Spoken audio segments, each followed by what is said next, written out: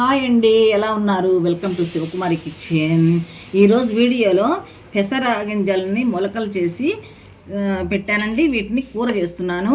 ఈ కూర చాలా చాలా బాగుంటుందండి, హెల్త్కి కూడా చాలా మంచిది. ఇప్పుడు ఈ కూరని ఎలా తయారు చేసుకోవాలో చూద్దాము.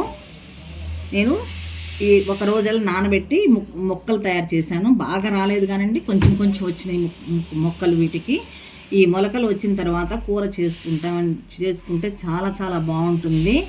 ఇప్పుడు కూర ఎలా తయారు చేసుకోవాలో చూద్దాము.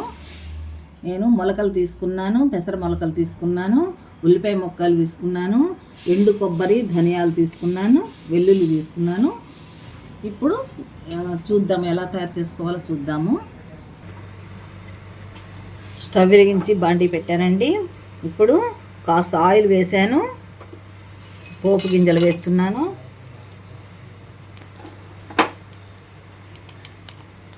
ఇప్పుడు 2 ఎండుమిరపకాయలు కట్ చేసి వేసాను.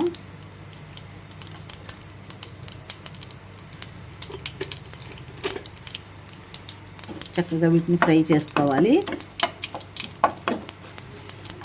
చిటపట్లాడుతున్నాయి కదా. ఇప్పుడు మనం కట్ చేసి పెట్టుకున్న ఈ ఉల్లిపాయ ముక్కలు వేస్తున్నాను. ఈ ఉల్లిపాయ ముక్కల్ని చక్కగా ఇలా పొడవుగా కట్ చేసుకోవాలండి. పొడవుగా కట్ చేసుకుంటే మనకు బాగుంటుంది.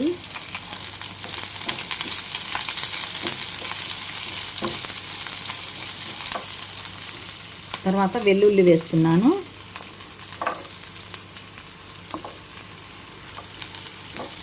ఈ వెల్లుల్లి ఉల్లిపాయలు చక్కగా దోరగా వేయించుకోవాలి.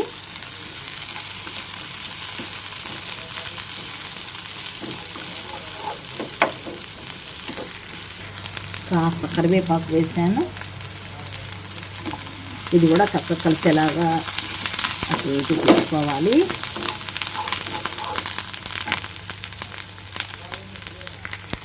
ఇప్పుడు కాస్త అల్లం వెల్లుల్లి పేస్ట్ వేసాను.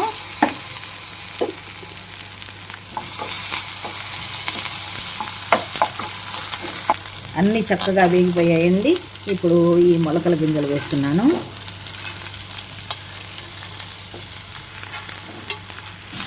వీటిని కూడా చక్కగా అటు ఇటు తిప్పుకుంటూ ఫ్రై చేసుకోవాలి. చూడండి, ఎండు కొబ్బరి, నేను ధనియాలు మిక్సీ చేసి మెత్తగా చేశాను. ఈ పొడిని వేస్తున్నాను.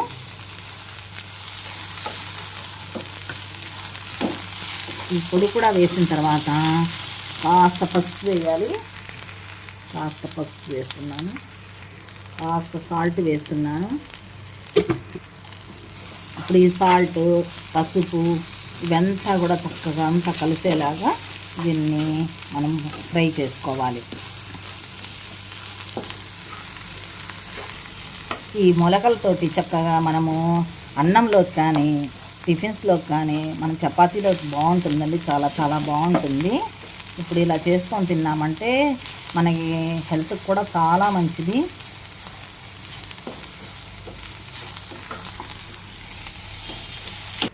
చక్కగా మనం వేసుకున్న మొలకల గింజలు ఇవన్నీ కూడా చక్కగా మగ్గిపోయాయండి. ఇప్పుడు మనకి దీనికి తగినంత కారం వేసుకోవాలి. 1 స్పూన్ కారం వేసాను. ఈ కారం వేసిన తర్వాత ఈ కారం అంతా కలిసేలాగా తిప్పుకున్నాం కదా, చక్కగా మగ్గిపోయింది. ఇప్పుడు స్టవ్ ఆఫ్ చేసుకుందాము. చూడండి, ఎంతో రుచిగా పెసర మొలకలతో తయారు చేశాను.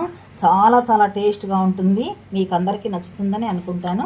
నచ్చినట్లయితే లైక్ చేయండి, షేర్ చేయండి. మరొక మంచి రెసిపీతో కలుద్దామండి. Thank you.